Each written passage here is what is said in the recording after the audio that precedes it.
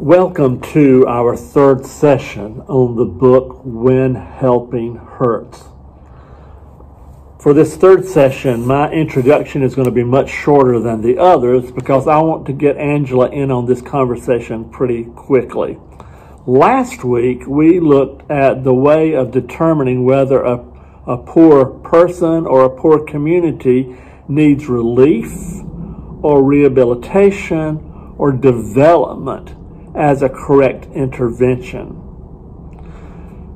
Often a church or an organization will begin that process by a needs assessment. In other words, they will interview the person or persons in the community or survey them to try to determine what is wrong there and the best way to provide assistance. However, starting that way is sort of like asking a person, well, what is wrong with you? Or how can I fix you? Given the nature that we've learned about poverty, it is difficult to imagine any more harmful question to low-income people or even ourselves. Like all of us, we all have glaring needs. And some of these needs emanate from our own personal problems, our own personal sins, our personal choices. Some result from unjust social, economic, political, and even religious systems. And some come from natural disasters. It's better, rather than beginning with a question about need and a way to try to fix the problem, it's better to begin the process by assessing and discovering a person and a community's assets. Their assets.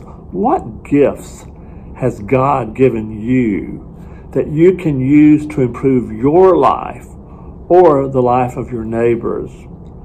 How can the individuals and organizations in your community work together to improve your situation or your community? Asset-driven questions asks poor individuals and communities to consider the questions in sort of a four-part process. Discovery, what gives them life? What is best for them? What are they looking for that's best? We may not always know the answer. What about a dream? What might be in your life? What is God calling for in your life? It's sort of envisioning the impact of what help could mean in someone's life. Dialogue is the third.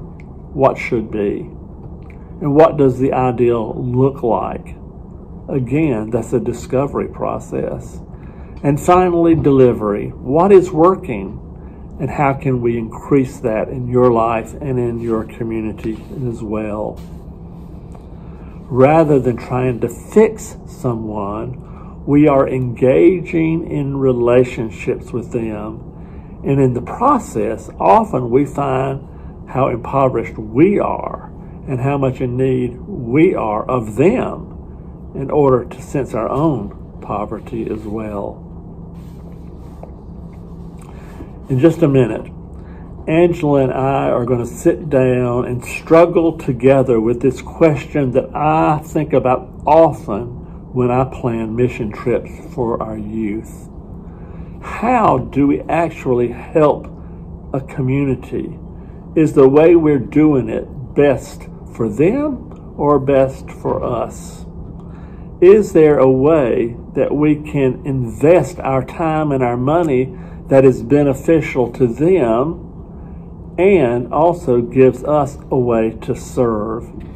Listen to these statistics. Now, these are old statistics, and they'll tell you something. There were 120,000 in 1989.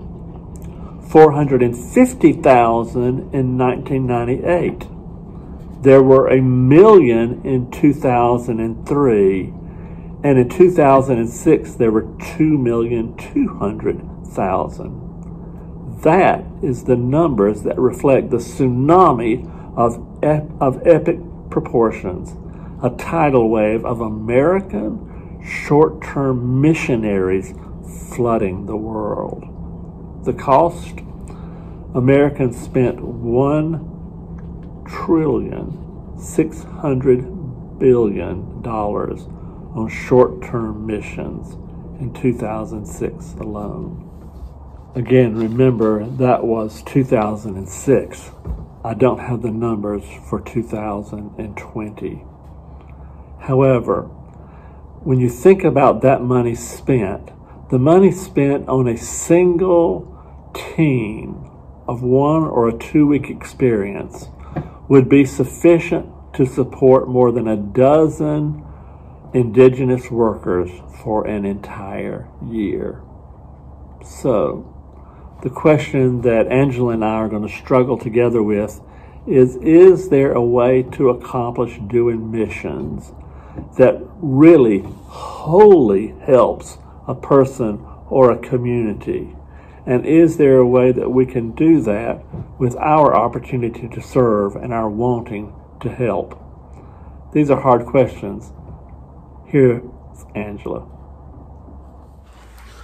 Welcome back. Obviously, you can tell we recorded all 3 of these sessions at the same time because we had the same clothes on. But this discussion that I had with you just a moment ago is about the tension that I have in doing short-term missions. Mm-hmm. It has been tensions that I've had for years and still don't have down perfectly yet. For me, I've always been a huge proponent of short-term missions work with youth, especially. Opposite of you, you said that when a missionary would come to your church, you would go, "Oh Lord." For me, I was just like all ears. And my parents actually sent me to Missions Week at Ridgecrest every summer from my childhood. So so that's another reason I love missions. And my first overseas mission trip was my senior year in high school. Taylor's First Baptist Church went to Barbados on a mission trip. They went to Grenada on a mission trip. Came home through Barbados. A missionary came on the plane and said, "Can anybody here help all summer long?" I raised my hand, I volunteered, and I stayed all summer. Wow. So that was my first taste of missions. And it changed my life. It changed my worldview. There was just so many assets to my own life in that experience. So I've always wanted that for our young people as well. Mm-hmm. And at Pelham Road, if you kind of pattern out the way we've done missions, we've done inner city missions in Boston and Washington, D.C., New York City. We've done work on Native American reservations. We've done Appalachian mountains. We've done beach ministries, resort West ministries. Virginia? Yes. After the flood? No, this was through somebody that Ron Rich knew in that area. Called it's a long story, I think. And we've been to the Dominican Republic. Mm-hmm. So we've tried to give our young people a wide variety of experiences, so that in the 5 or 6 years that they go on missions with us, they have worked with a lot of different kind of communities. I think there's a lot of advantages to that for us, and it also gives us a way to teach our young people what other people's lives are like, and that we do need to serve the poor like Jesus called us to do. The tension in that for me has always been that we just go in and do the work and come home. Mm-hmm. And a part of my mental gymnastics with that is I do feel like we are better givers. We're more attuned to the needs of others overseas or in poverty communities when you've been there. If you've never been there, you wouldn't even know to give to these places. Mm-hmm. So there's advantages. But for instance, when we went to we went to North Carolina mountains, and Tim Tucker will remember this. We went and helped a lady. We cleaned her trailer out. We put in new carpet. We cleaned up all of her kitchen, helped clean it from top to bottom. It was a wonderful week, but we organized it, we paid for it, and we did the work, and we left, and that was it. And so my question has always been, surely there was a better way to do that. And in relationship, you know, how could we have gotten her involved in that process? Mm-hmm. I mean, she didn't even pick out the carpet, I don't even think. How could we have gotten the community of young people that lived in that neighborhood working with us to do that project? Right. So when you know better, you do better. And so now when I think about mission work, we do try to figure out ways. It doesn't always happen. We can't always make it happen. No, it can't be. But we at least give it thought of how can we better partner with people in the way we do missions with our young people on the weekends. Mm-hmm. You said you had a story with that too. Yeah, well, well, I think most of my stories were always with partners. Like when you went to the Dominican, right? You worked with the Haitian Baptist Convention, right? And the hospital system. And the hospital. The hospital worked with the Haitian Baptist Convention. Now, you were in the DR, you were in the Dominican Republic, but you were working with Haitian communities that were sugarcane workers, right? That lived in bateys, which are very poor. Kind of, I think you can compare them to coal mining towns where they were kind of owned. Right. Even dirt floors. Yeah. But you worked with partners, so your relationship and your ongoing relationship is with the partners, with the Haitian Baptist Convention, with Moise, right. At the hospital, with Christy, who is the missionary. Right. And I keep up with all these people on Facebook now. Yeah. So that is where the relationship is.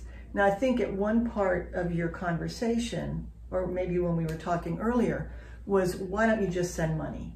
Right. And that, with international short-term missions, that is a huge question and a huge criticism, and valid. Right. Valid. Now, I mean, I lived short-term mission really since 2004. Right. When I went on my first mission trip, and boy, did I just take it all in. But with one of the critiques of why don't you just send money, we asked our partners, what is the value of the short-term mission trips? Because we understand that a trip is a drain on the receiving country's resources. It is a bit of a boost for tourism if you have to stay in hotels like in Budapest. Right. But why not just send money? And time after time, our partners said, it's relationship. It is relationship. We are not forgotten. Mm-hmm. We're not forgotten when you come and work side by side with us. Right. Across the board, they also said, we want to be able to invite you. We want you to come listen to us. Right. We want you to hear us. And we will ask you to come help with our needs. Not the other way around. Right. Not we're going to come and this is what we're going to do for you. Right. But when they said we just need to know we're not forgotten. Right. One of the reasons I love being in the Cooperative Baptist Fellowship, which we talked about last week, is that South Carolina Cooperative Baptist Fellowship hired its first missionaries decades ago. And they went to the Charleston area. Mm-hmm. And we put that in practice. That ministry is now called Metanoia. You can look it up. Bill Stanfield is the missionary there. He and his wife and a team of people, a huge team of people, went into the poorest section of Charleston. They didn't start, they took, I know, a year, maybe even 2 years to ask questions before they even began their ministry there. And they developed a team of community workers, school board members, figured out what was needed, figured out what the gifts in that community were, what are their assets that they could pull together to bring the community up. Oh my gosh, housing, economic development, the school system itself, which was one of the worst, is now one of the best. It's still turning that community around. and it's because they use the community's assets to build the community up, not our just giving. Well, yeah, and not our judgment of But here's what you it took need. both. Yeah, it did take both. It takes we give to that ministry, but mostly it is a home, in-house ministry. The community does the thinking and the dreaming and the work together. Well, and how would you respond too if I came to you and said, "Oh, here's what you need," Right. versus here are your strengths. How can we Right. build on them and Right. As I say, it's not a great relationship if your first sentence is there's something wrong with you and I can fix it. Right. Yeah. Yeah, that's kind of a turn off. Oh goodness. Well, go ahead. You can read about metanoia. We're including links Right. in the Wednesday updates for metanoia, for some more videos about helping without hurting, or when helping hurts. There's 2 series to listen to the authors and to see more about this whole concept of poverty, relationship building, and more. And again, if you have questions or want to hash something out or unpack something a little bit more, please feel free to contact either Sam or I. Thanks for sticking with us. Yeah, we appreciate it. Thanks. Bye.